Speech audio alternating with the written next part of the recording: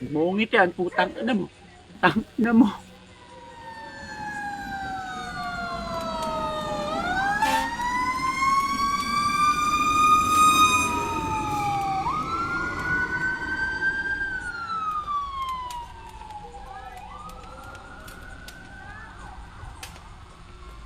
Sabi ni nanay, nagdasal ka, papakinggan ka ng Diyos. Sabi ni nanay, papabayaan ng Panginoon. Sabi ni nanay, totoo ka, na kailangan ko lang maniwala sa'yo. Ano mo ba'y nanay ka rin? Lahat ginawa namin para sa'yo.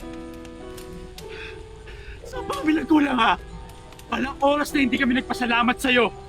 Ilang beses kami nagsisimba sa isang linggo. Papasalamatan ka lang. Dapat ikaw na rin nasunog eh. Dapat di ka na binalikan ni nanay. May magulang ka rin. Anak ka rin.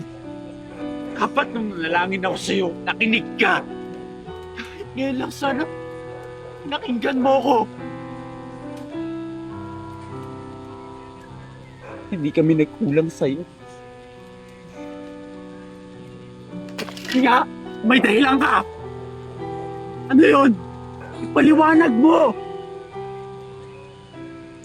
Mungit yan, putang ina mo.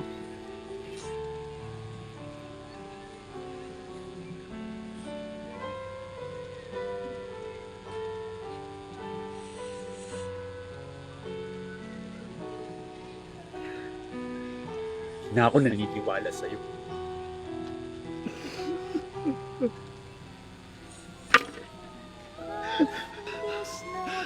Diyos na, bakit naging